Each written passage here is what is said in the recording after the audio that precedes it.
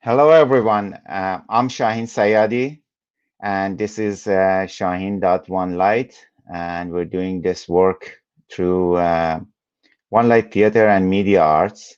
Uh, I decided a while ago we need to have more representation by artists of color and online talking about whatever we like. Uh, and what is important to me is arts and culture and what's happening in our communities. And one of the communities that I'm connected with is the Mi'kmaq in northeast of Turtle Island, and particularly the part in Canada. And and I'm just going to bring my friend Amanda Francis on. With help of Amanda, we've been talking about in a series of conversation. We've been talking about what's been happening um, with the treaties that the Mi'kmaq have with Canada and the problems that have arisen for the fishers in that area. So please let me bring Amanda and we'll take it from there, and then we'll bring our guest that I'll introduce in a minute. Hello, Amanda. Hi. Hi. How are you? I'm doing good. It's Amanda, I was election just night here in Brooke. yeah. Amanda, just please, if you could, just take us back to when we started having this series of talks and just give everybody a little bit of background to why we thought these conversations are important and why we should talk about them. Um, this is a very like this time in the world is a big time of like motion and change and everything like that. And we see it with everything that's going on all over the place, even with COVID-19. It's like this is a time of like the world is doing a cleansing and a changing. Everything's changing. Our worlds are changing. And right now, it's important that everybody gets a place at the table, you know, to um, that everybody is represented, including, the Micmac people. And so, in order for us to have that place at the table, the world needs to know who we are, that we're here, that we exist, that we've been here for thousands and thousands of years, and what's happened to us along the way. How do we get here? What is our what are our views? What is our Are we Canadians? Are we What's our relationship with Canada? What's our relationship with the treaties? Like our treaties, there are treaties across Canada and they're all different. So it's important that we have that message out there. And I want to thank you for presenting this platform for that.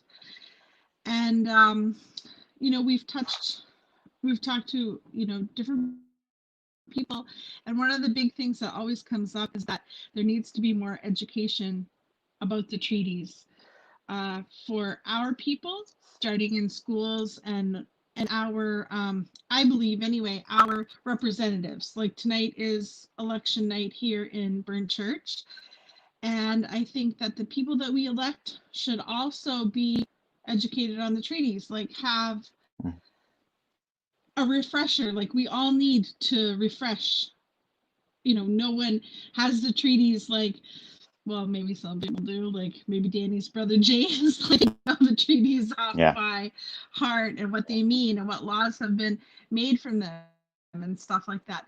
So, and not just us, but also, our non-native brothers and sisters, so that we have not just a place at the table, but that we can share everything that's at the table, and everybody understands that what it means.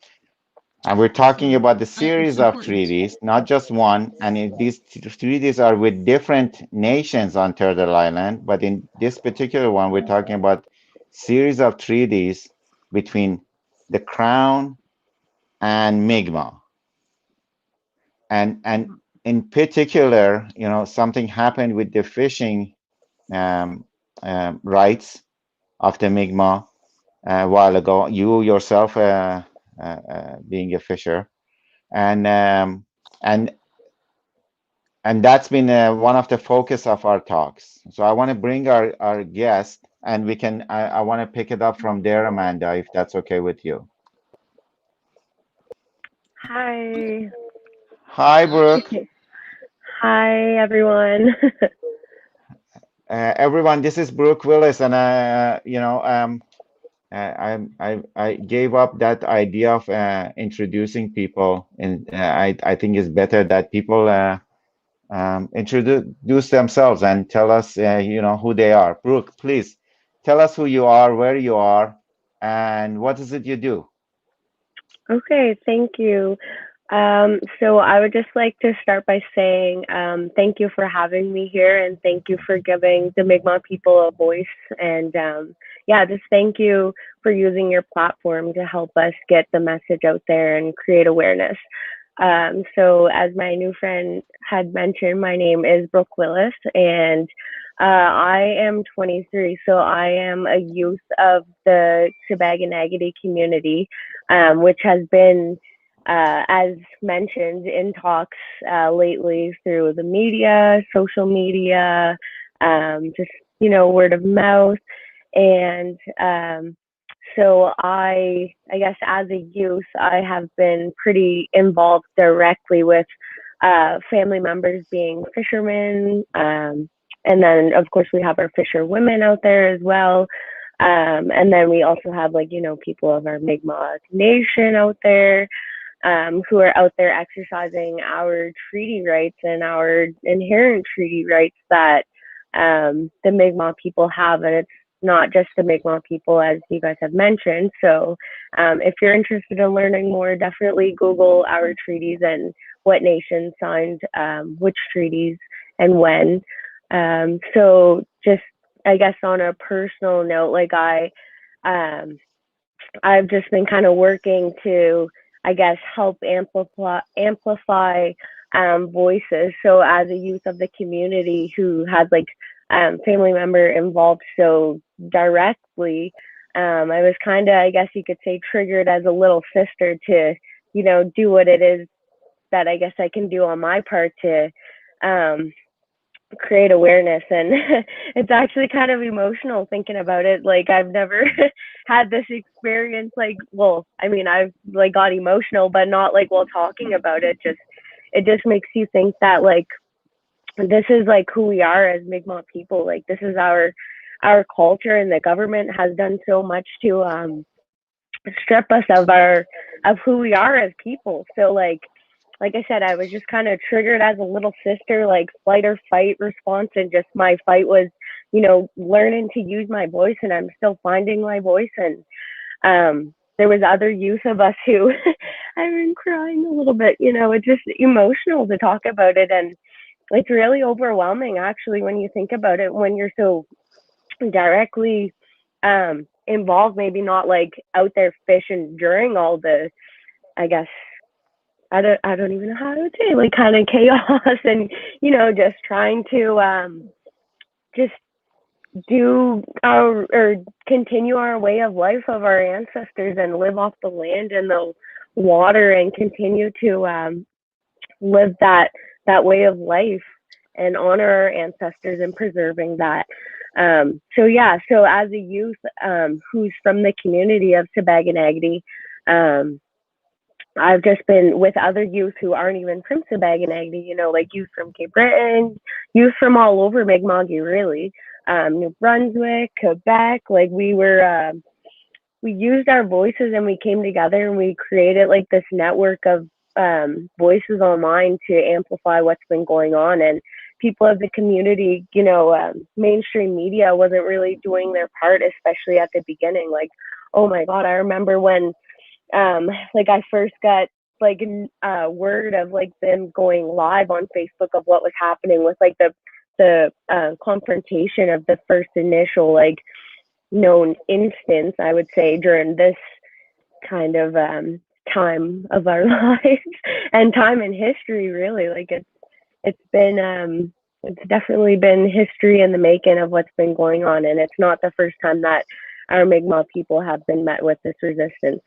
So yeah, my heart was literally like in knots, or my stomach was in knots watching my brother's live stream when they were first confronted with like the hundreds of fishermen, and then not to mention like here we are in this global pandemic, and we're just trying to put food on our table, and we're not being given that right to earn our and exercise our livelihood. So just, yeah, like I said, just kind of a triggered little sister trying to do what I can. And my dad was out there too. Like I have cousins, brothers, yeah, just community members, and just to see everyone come together in a time like this and unite, especially during this global health, I guess, crisis, as the media has been labeling it, and what it's been shown to be. So yeah, so I just want to say thank you again for having me come on here and kind of give like me a voice in a sense to speak as a youth. And I've been very wanting to, like, I guess, kind of express that, I'm just talking as a youth. I'm not talking as like on behalf of someone. I'm talking on behalf of myself as a young Mi'kmaq woman who is also a rights holder of the community of Sipekne'katik. Yeah, so just thank you guys for having me join this discussion. Absolutely. Thank you for being with us. Brooke, I was witness to last time this happened in Burn Church many years ago. I was there. That's where I met Amanda's husband, Danny, and I saw, when the DFOs were going after the Mi'kmaq fishers, and what you're saying, it was pretty scary. This time you were witness to it. Please give us a little bit of a picture of what happened, when in those few days. So it was just kind of like a spiral of events, like that week of September when my community launched their fisheries, which has been labeled as the first of its kind in this province. We exercised our right to self-govern, and we, my community came up with a management plan. And so the instance that I had just mentioned with the confrontation of my brothers and the other fishermen and fisherwomen who were out there on that wharf, they like met that resistance. And when the community had launched that fisheries initiative on the 17th, the Mi'kmaq were trying to exercise their right to fish based on the treaties, and they were faced with resistance from who? So the non-Indigenous commercial industry in the southwestern of Nova Scotia, here in Mi'kma'ki, and as mentioned, my community. So they had launched their own fisheries initiative or management plan, and they had given their own traps or their own tags to Mi'kmaq lobster captains, Mi'kmaq captains. And I think it was even maybe that night that they were shooting flares at the boat. So, I mean, even to get that news was pretty scary. Like my community, or my family, we went down to Digby, which is about 2.5 to 3 hours, depending on which area of the Digby County you're going. So it's about 3 hours if you're going to the wharf, Saulnierville. So we went there to, celebrate the launch of our fisheries after 21 years of the anniversary from the Marshall decision. So like that right there just goes to show, like, if we're not going to have, or if the government isn't going to give us like a seat at the table, we're gonna, you know, make our own seat and assert our rights. And as Amanda had mentioned, I believe it was earlier, about, you know, not even being able to be there at the table and Mhm. argue on our rights.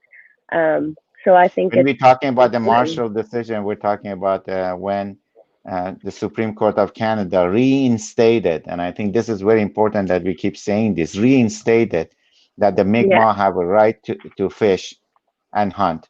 Uh, um, Amanda, I've been on boat with you and your family, and it's pretty dangerous. mhm, It's not easy stuff. Like Mhm. you was and like when you saw those images, those videos on social media that they're trying to run into the boats with much bigger boats. This is pretty scary stuff.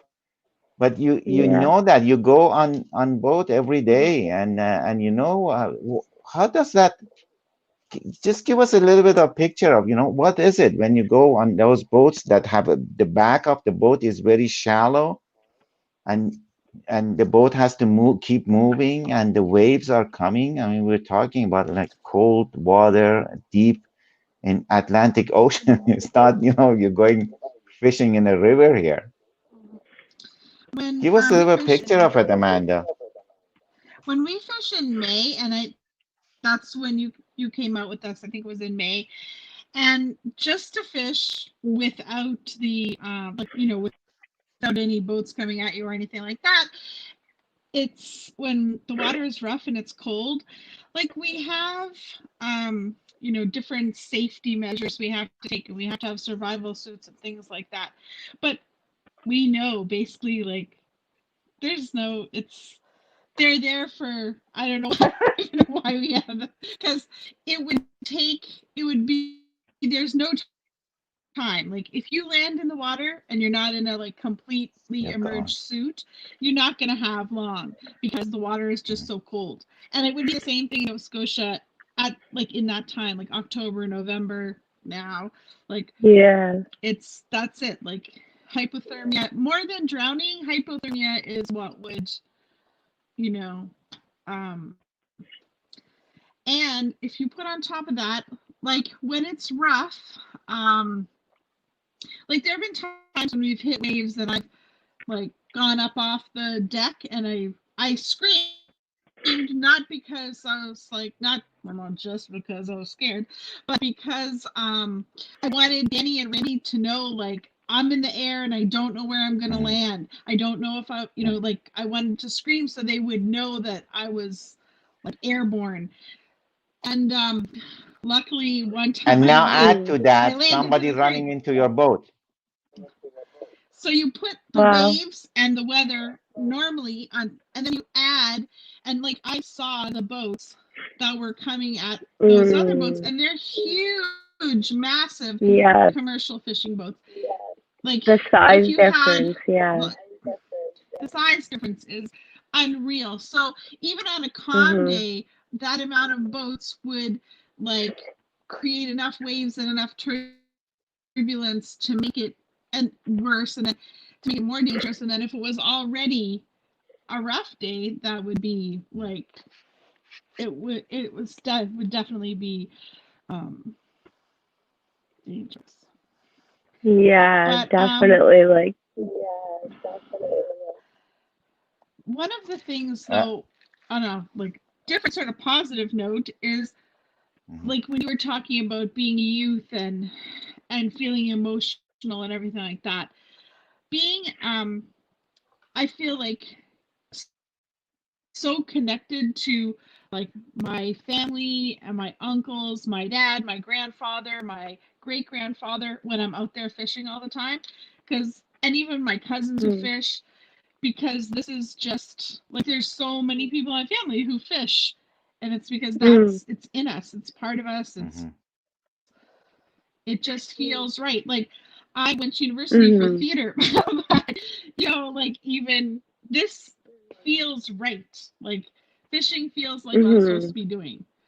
Like Yeah, I that's just totally get that as well. Like this year, me and my sister, like it was our first time trying out fishing, and like we were with our family and people who have experience and know what they're doing and know like what safety measures to take. So we were kind of guided in that sense, and that's what like families do. Like you said, like you're out there with your families and you're learning, um, and that's exactly like I felt so like nostalgic when I was down in like the Bay Area down in Digby County because that's where I experienced it with my younger brother Mikey and then my dad Mike who was out there. Amanda, you actually might know my dad Mike Willis because he lives in sure. Burn Church, but um Okay. he's not like directly we don't have direct family ties there, but I have four uncles who are from there, the Simon brothers. Um so I actually had some Okay. Yeah. uncles who were yeah, so I actually have some uncles who were involved in the Burn Church incident as well. And one of my uncle's nieces in laws were like she commented on one of the things I shared like near the beginning, and she was like, "Wow, like this triggers so much in me and the memories I have as a little girl." And she said like that the backlash that she received at school, just and the like racism that they received at school during the like Burn Church fishing incident. Um, yeah, so it's interesting to know too that that's where you're from because I have some family there. But as mentioned, I don't have any like direct family ties other than the four uncles. As my grandfather is non-indigenous, and that's their father who's non-indigenous, so he's not directly related to anyone in the community of Burn Church. So that's why I just have four uncles from there. Mhm. But yeah, so I also have family ties in that incident. So it's just interesting to know how like wholesome it is and how near and dear it affects us all when one person is facing something like we all feel it, and that goes across like all indigenous issues, especially um now and in the past. Like right now, like the people out in the west, the Wet'suwet'en, like geez, they've been fighting the pipelines for like years now, and like I admire their strength and their perseverance, and the Mohawk people at 1492 Landback Lane, like Mhm. the Sipekne'katik people, the Tiny House Warriors, like it's it's crazy to know that this is happening right across Turtle Island. And as it's been said by not just myself, like when one nation or whomever is going through something, we all feel it, and it affects us near and dear and sometimes more than others. But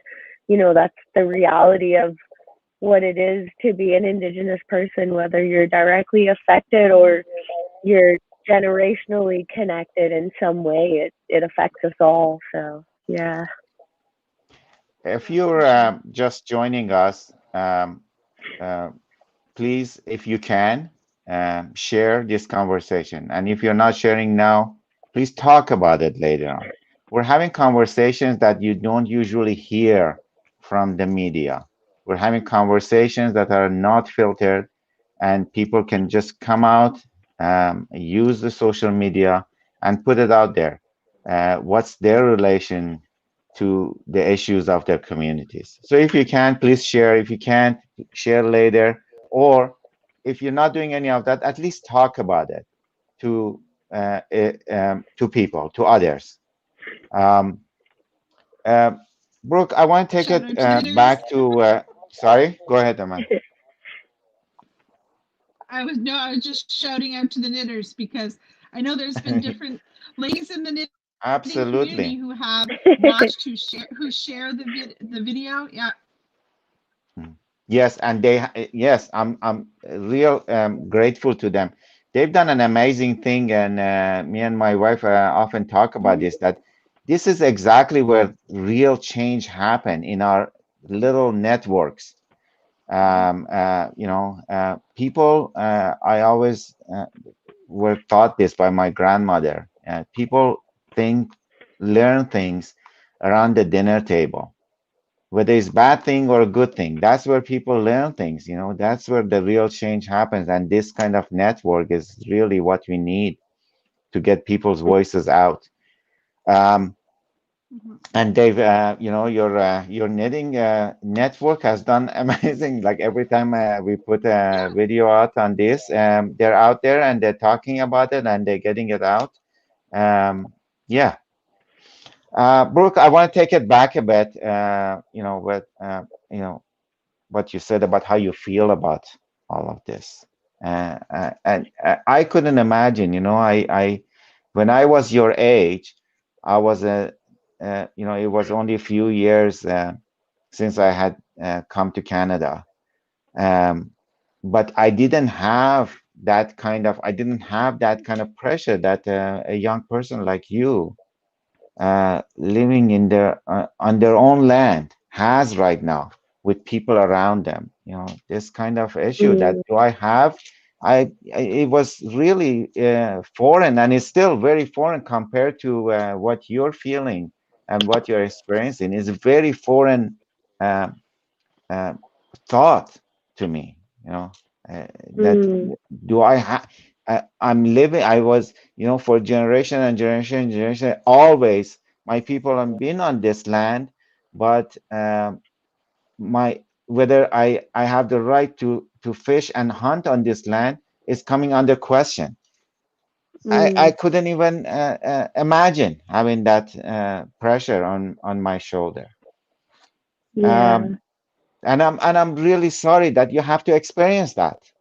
But you're dealing with it and you're looking forward.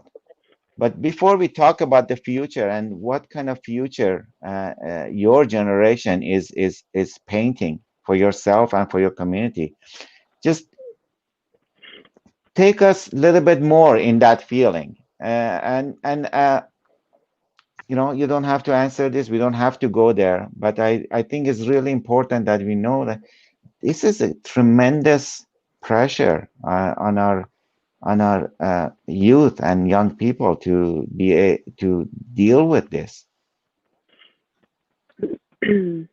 Yeah, it's definitely overwhelming to know that we've experienced, like, my people, the Mi'kmaq Nation, and all Indigenous people really. So like the racism that has been experienced and has been kind of surfacing and been more brought to light over the last couple of months is honestly, like, it's unreal to witness. And I feel uh, fortunate and grateful that we do have people and allies out there who are standing up and coming to stand with us, because it's not just the Baganagaties treaty rights, it's the Mi'kmaq Nation's treaty rights. um, so to have our people as a Mi'kmaq Nation experience so much resistance and just all around hate, really, like, the amount of, like, things I've seen on social media, and like I couldn't even compare that to like my community members who are actually out there trying to fish as their livelihood. Like, I couldn't even imagine going out there. Like, I'm so fortunate enough and grateful that no one was hurt in all of this, because and unfortunately, lives are more important, or not, unfortunately, but I'm trying to word this a little bit better. Um, so what I'm trying to say is, I'm fortunate that lives were not taken, because lives are more, obviously, uh, more important than any And money yeah, lost. And absolutely. yeah, and like, I'm grateful that we have people who are out there all the time persevering and staying strong, because the burnout is real, and what they've experienced down there, like, it just goes to show that when Indigenous people want to do something good for themselves, they're met with backlash. Like, if just imagine if we were able to, have that equal opportunity to economic growth when our people are more in poverty than anything. And those numbers, like, they can, I have faith that they will get better, and I have faith that the future will be better. But what we've seen is this is not something in the history. This is not something that was a couple of hundreds of years ago. Like, it's still relevant. And as you mentioned earlier on, the Supreme Court 1999 Marshall decision, that didn't give us those rights. It affirmed those rights. And as we kind of mentioned too with the burn church thing, the backlash from that and the non-Indigenous commercial, and even the federal officials out there who were ramming boats, just because the Mi'kmaq were trying to exercise their right to self-govern and right to earn or exercise their inherent rights. So it's kind of frustrating to know that, our people have gone through so much, and the Mi'kmaq being on the East Coast here, we were affected a lot by first contact. So just the diminishing that itself of just the cultural diminish in that itself, it's amazing to see like our people persevere and fight for what is inherently right and what is right on the like human rights level as well. Like, it's a global health crisis, and here we have people who are trying to take food away from people while other people are losing jobs, and they're collecting that fair money from the government, but yet we have people who are trying to still make a living, and they're being denied that right. So it was just unreal to see and be so directly involved. Was just, all I can say is unreal, because it just, me as a light skinned Mi'kmaq, like, I don't experience the same racism as, let's say, my older brother Robert. He's darker. Like, he was kicked out of his campground because just he released a video or made like a live on what it was and like his thoughts of the experience afterwards. So I would recommend maybe looking into that further. But just during the whole experience, like, the amount of racism our people have faced, and like I said, I'm a light skinned Mi'kmaq, so I don't experience that same racism on the daily as someone who is darker than me and is kind of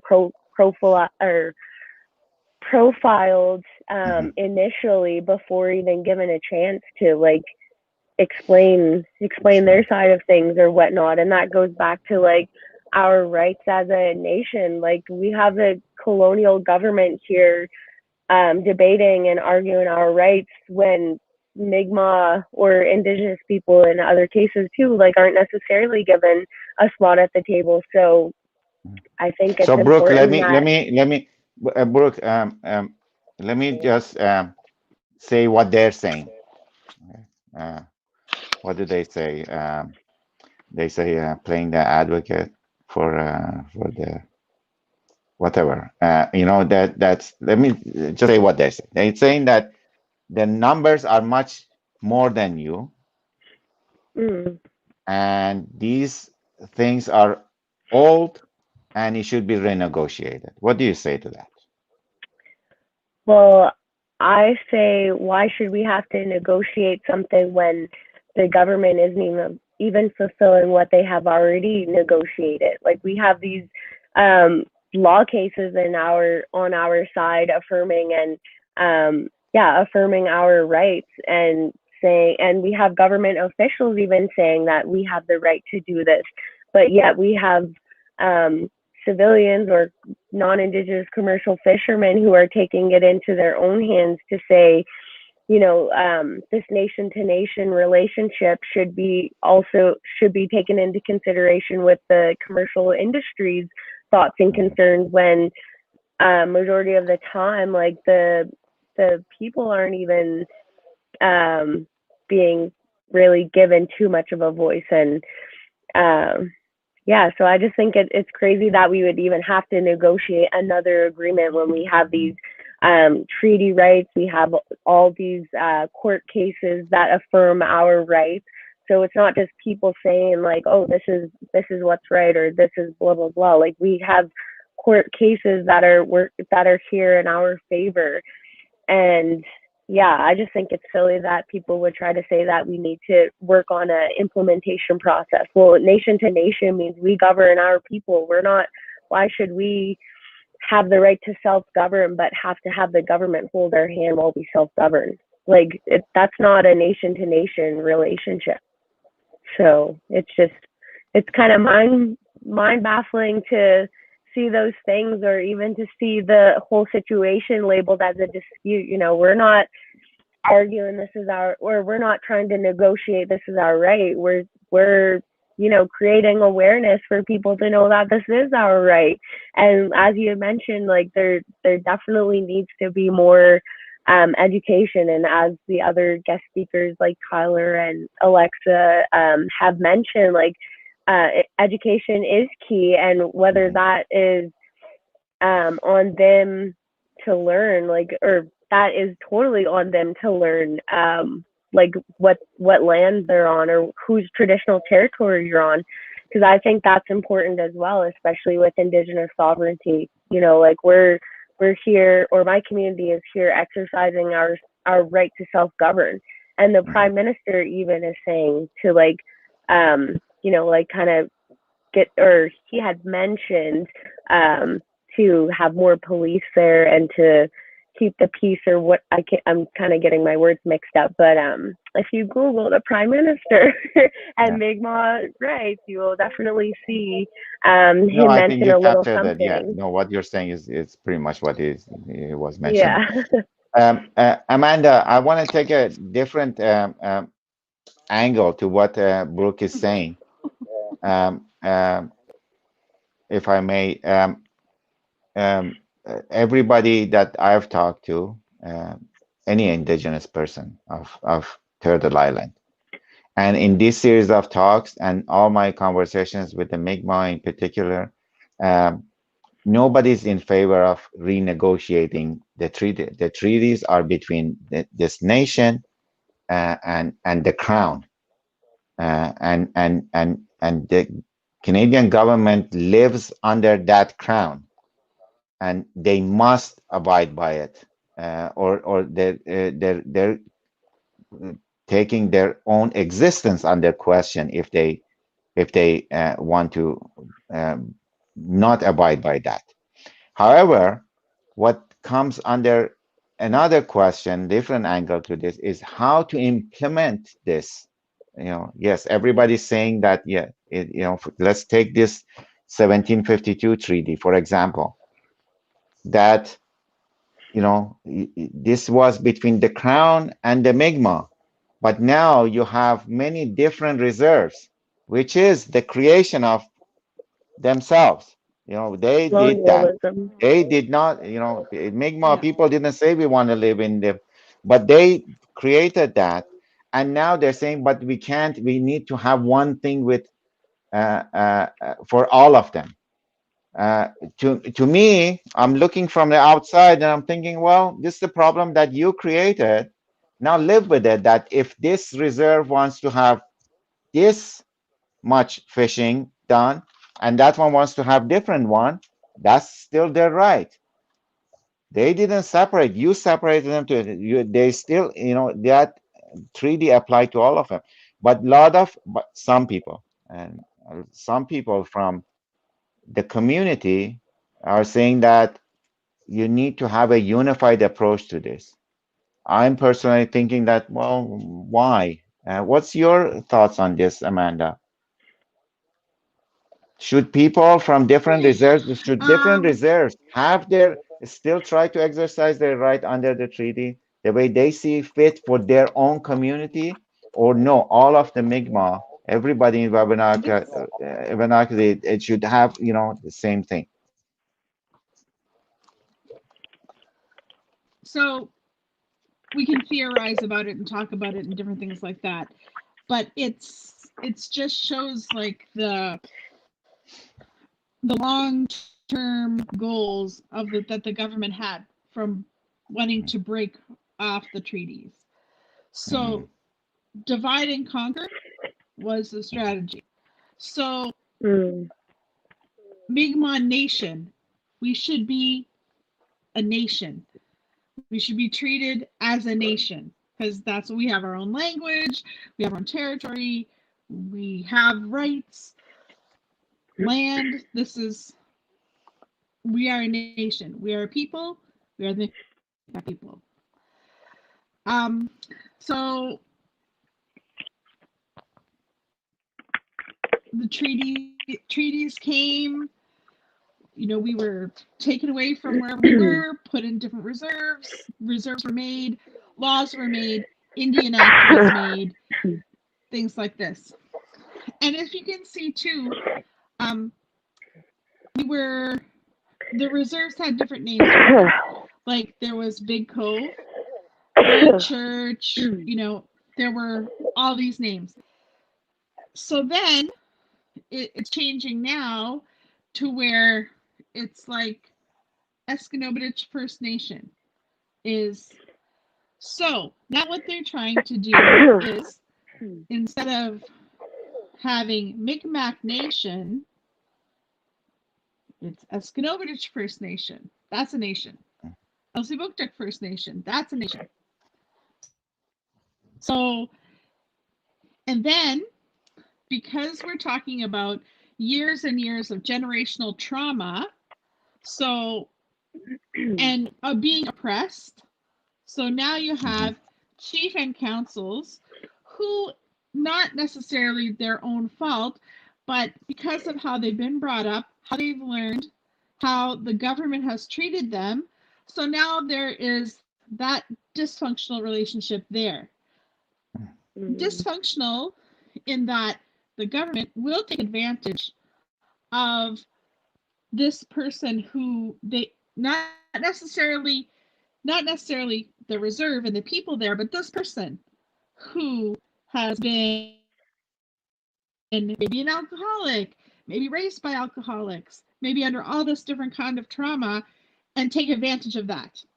Then they're going to say, okay, this is your treaty right, but we're going to make a deal with you, and this and this and this and this can happen, and you just have to like maybe only fish, and this has happened, this is why.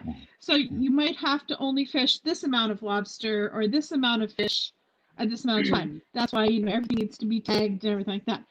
And a lot of times they put it under the guise of conservation. They use terminology like consultation, conservation, these kind of things to manipulate things in their favor. So that's the nature of colonialism. It will be hard to yes. So it will be hard to undo everything that's been done in the last so many hundred years. But and it's not going to be overnight. And so there's a lot of different things going on and different things at play, and we have to, I think, whether we can all be negotiated with as one nation, I think in general, all the all of us, all the tribes, all of the reserves in the Micmac Nation need to be really careful with the vocabulary that we use when speaking with the government, and those kind of things. Like if you have a conversation, like, oh, I'm having a conversation with Shaheen about such and such. I don't know that Shaheen is working for the government. He's told me this. Guess what? That was consultation. Now we're locked in to something. And a lot of that happened. And a lot of that is happening. Oh, it happens. Happens every day. Yeah. And so a lot of the education that needs to happen is vast, so that we're not trapped. Which I mean, a lot of reserves already are. It's like you can say that, and it is still our treaty right, but some of that treaty right has been negotiated away, for something else, and not that it's like, but in theory it has been. But really, it is still like those rights. Our great grandparents, the ancestors took care of that they were ours till the sun and moon, like no longer exist. So they're our treaty rights. That's just the way it is. So we have to be And I, careful to not negotiate any of it away. yes. So I Mm-hmm. guess the big, you know, I guess the big message remains education on many different levels, um, Mhm. uh, within the community and from the community to outside world. Uh, um, Mm.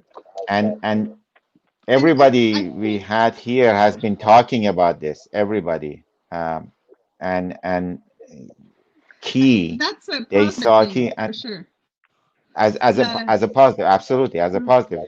And and to here, see Brooke like also the mentioned youth. that. Mm. Yeah, and Oh, I would actually like to add on what Amanda had mentioned too. And I think in order to get to that, I guess, kind of nation as a whole, we definitely need to rethink this system of government. As we have kind of briefly touched on, like the the reserves were created by the colonial government. So the Indian Act chiefs is what they are on these reserves. They act in most part on behalf of their community and kind of outside of the community, like that jurisdiction kind of goes above that, and it is the Mi'kmaq people as a whole who the right belongs to, not these First Nations that the government created. As Tyler had mentioned in your video Yeah. previously, um, that these treaties were negotiated when reserves weren't a thing.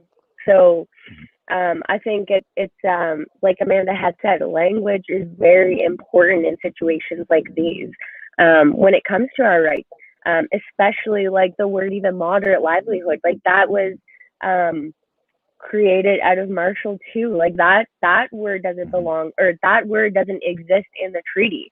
And just as our treaties um, don't, they're not living on whether you belong to this reserve or not. That like Mhm. it was discussed, reserves were not a thing then. And so yeah, I think it's important when you try to distinctly say that or when you want to try to negotiate as a whole, because exactly like these reserves were created from this colonial system that doesn't even acknowledge our rights or our perspectives as indigenous people.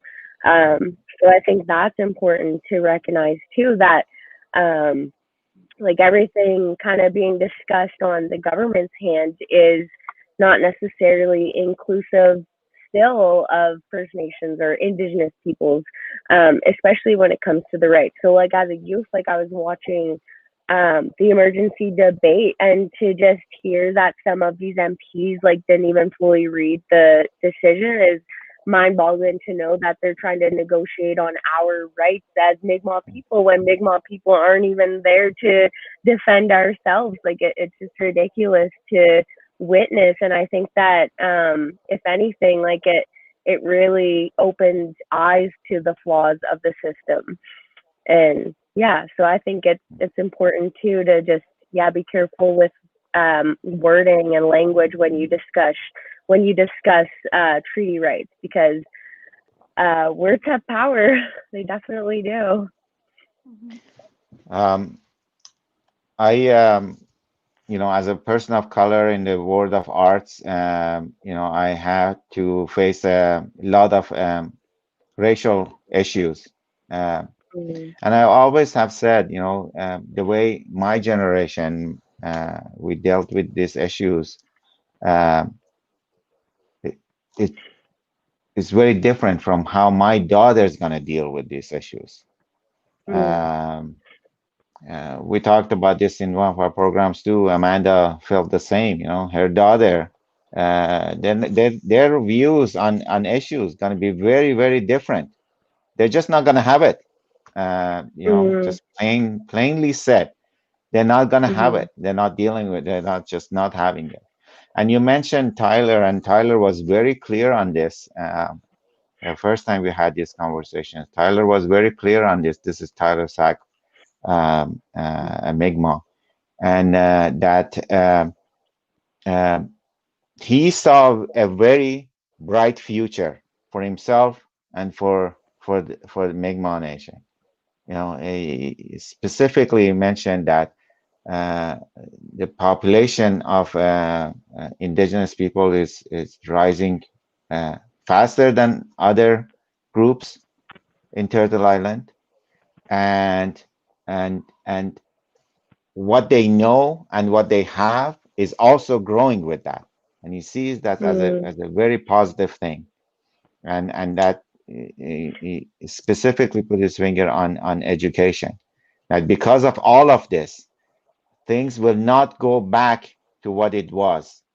He uh, Tyler just refused to see that. He sees that things will be very different. There are more allies outside the community. There are greater mm, understanding. People will put a different pressure on on Canada to deal with these issues of treaties than before. How do you see that? Do you agree with Tyler? Do you think these things and maybe other things that you like to mention? Do you see the same future?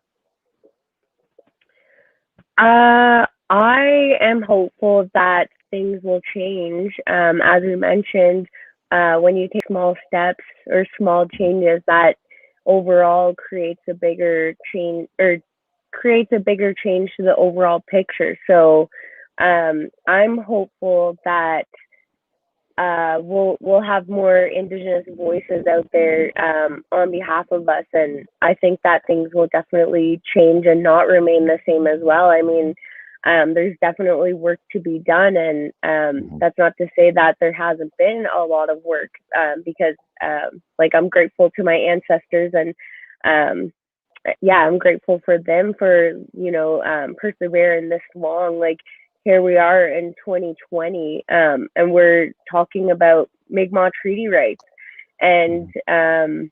a lot of us and a lot of the older generation, they they didn't necessarily have a whole lot of role models or like movers and shakers when they were growing up. You know, a lot of them are the like first first generation graduates of their families or whatnot, to put into perspective. So um yeah, I think education is definitely a key role, and the fact that we're able to get our education means a lot, because at a point in time, our ancestors weren't able to get education without losing their status as an Indian. I don't even like using that word because it's such an outdated term. But yeah, so it's interesting to look back as well, and I think it's important for us as young people, and not even just young people, like as people in a whole as a whole. I think it's important that we educate ourselves, especially if we are like if we are indigenous. You know, it's important to know your rights, especially when you are out there exercising your inherent right. It's Mhm. definitely important to know, and yeah, I can say the same, that I'm hopeful with the future is bright, but I think we're going in the right direction. Amanda, please. I just I just wanted to say that it's always important in this matter and all the matters that we do that what we do now, this we are going to be the ancestors Mhm. to our great grandchildren, everything like that. So we have to always remember that in what we're doing now. Mhm. When it comes to, our treaty rights, what we do, what we learn, what we pass on, that, Mhm. you know, because, we're thankful for our ancestors. So we want to make our great grandchildren proud in what we've done with what our ancestors have done for us. And I just, Yes, yeah, That was definitely. I beautiful, Amanda. Thank you for 200% that. agree with that. Yeah, yeah. yeah. But yeah, Brooke, I 100% agree with Amanda. And I Brooke, think, sorry, go ahead. sorry, go ahead.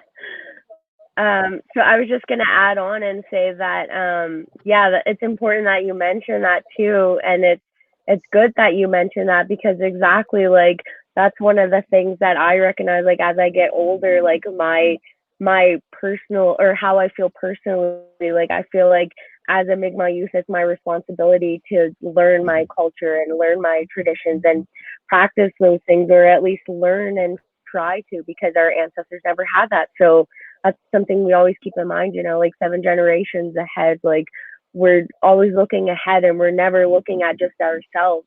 And that was one of the things that was highlighted as well. When our people had mentioned stuff, we're not trying to take away. Like, we were praying for the safety of the non-indigenous commercial people too. Like, we didn't want any like harm done or anything. We were asking for peace. So it's just interesting to see too. So yeah, it's definitely not a selfless act when we talk about our culture and nation as a whole. Amanda, what are you gonna say? Our ancestors were really wise. They were really wise when they made the treaties. Like, they had this was their world for thousands and thousands of years. They knew already what treasures they had, and they knew too that they were in trouble, that they had to do something to help protect us. Yeah. For us to continue and for us to thrive, for us to still be here. And that's why, they were in trouble as far as like the colonizers were the ones in trouble as far as the war part of it goes. But in the long run, they knew they are not going away. This isn't going to end. So they had to do something. And Yeah. They kept their community safe at that time, but at the same time, they negotiated their rights for the future and the ones who are going to come after, and absolutely that was very smart and very wise.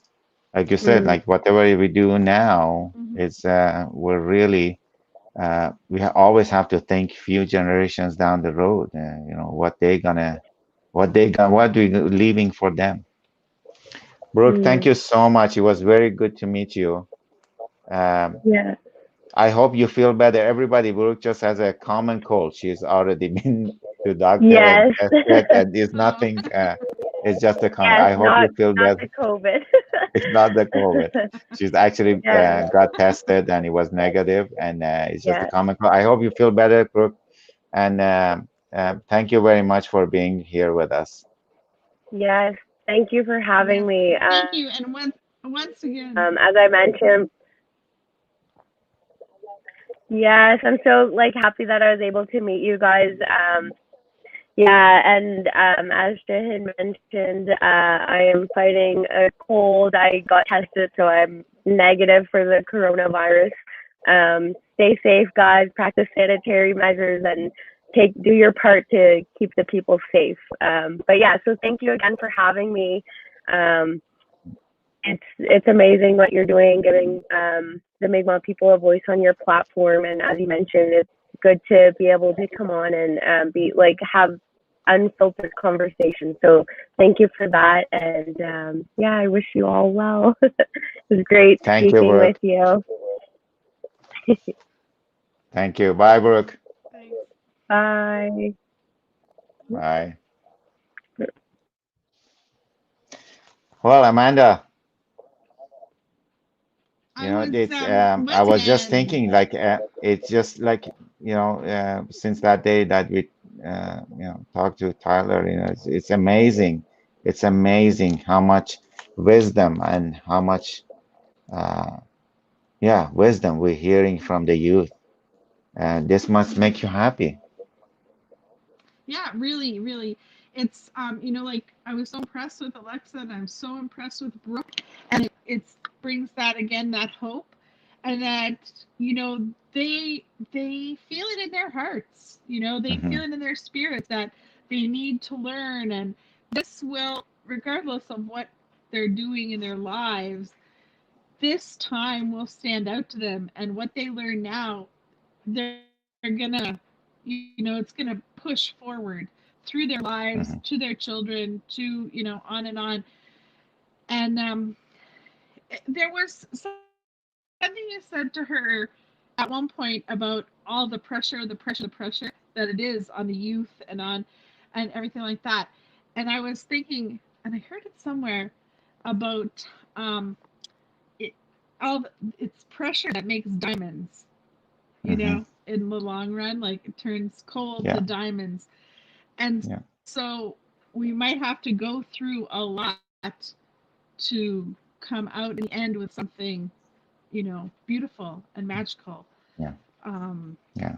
who knows what that will be, but we're going to do whatever we can to, walk in the footsteps of our ancestors and like how what they did for us, we're going to do for um, the future. But I mean, With the future. I don't believe Absolutely. in renegotiating any treaties. That's not what I'm talking about.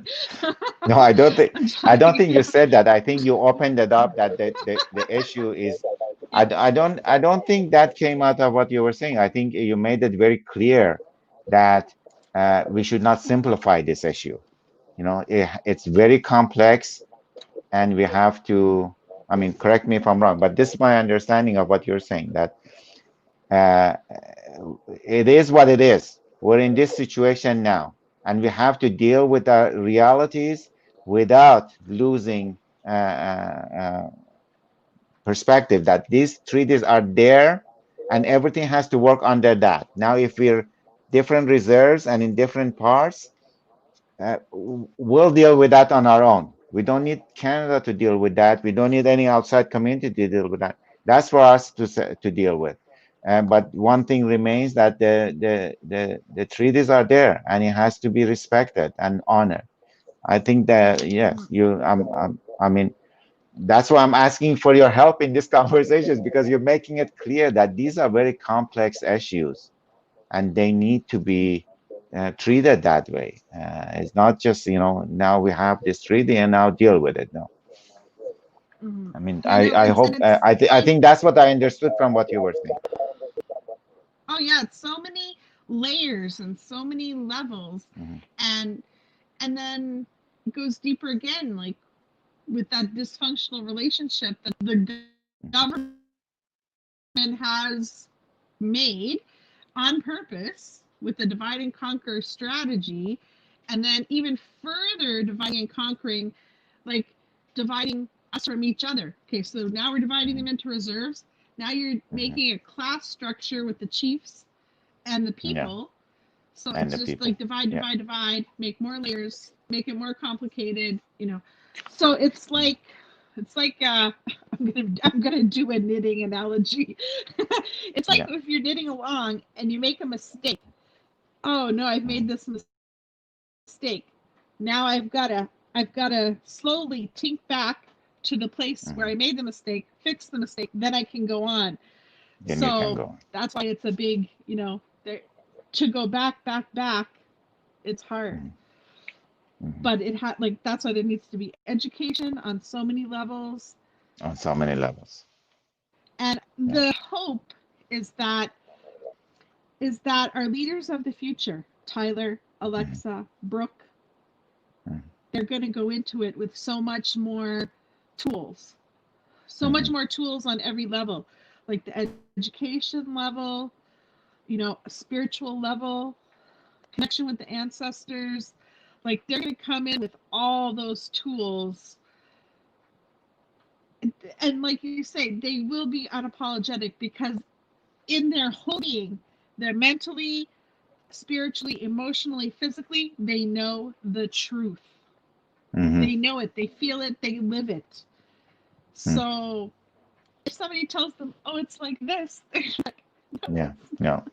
No, they know This it. is it. This is what's Yeah, real. this is it. Yeah. And Yes. you need Absolutely. to figure that. You need to deal with Yeah. this.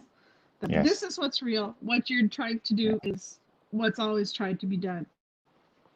And I Mhm. think on the government level too, there's been so like there might be a good person in the government that is not necessarily trying to do bad, but because that what's been the systemic racism part of it, Mhm.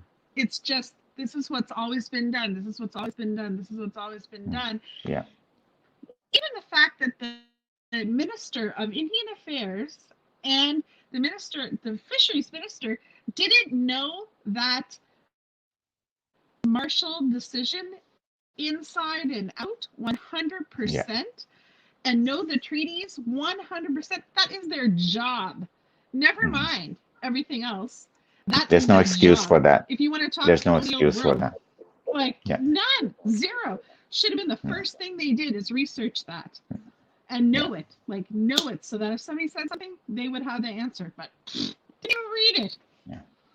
Like it's Yeah. ludicrous. Well, I don't, you know, It's people sludge. like that, I don't think, you know, they don't sit down and read and know what they're doing. I think people with that much education and that much power and position and, uh, uh, uh, you know, power, uh, I don't think that came out with as ignorant. That came out with complete knowledge.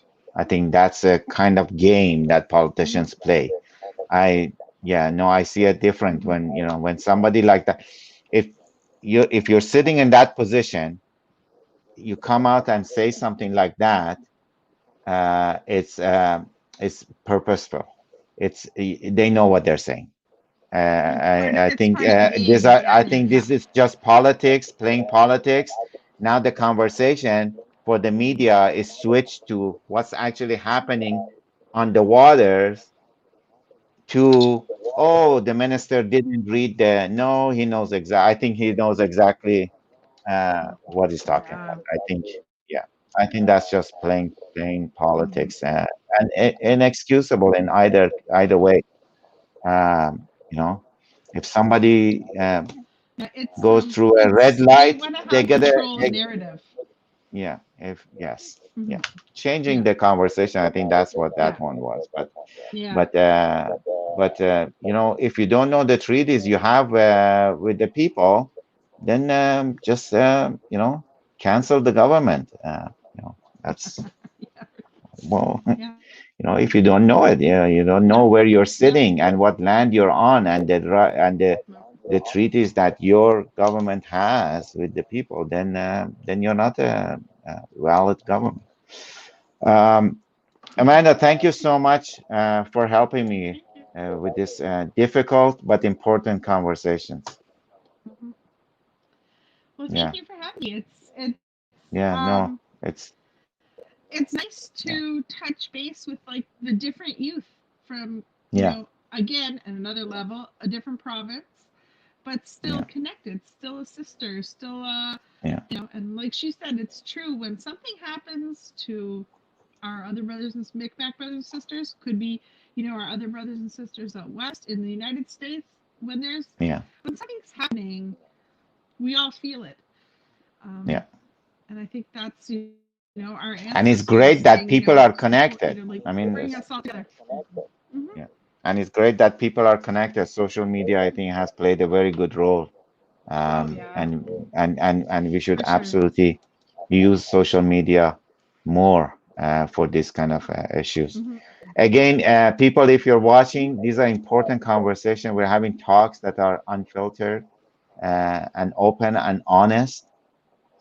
So please share. If you don't want to share, at least talk about it.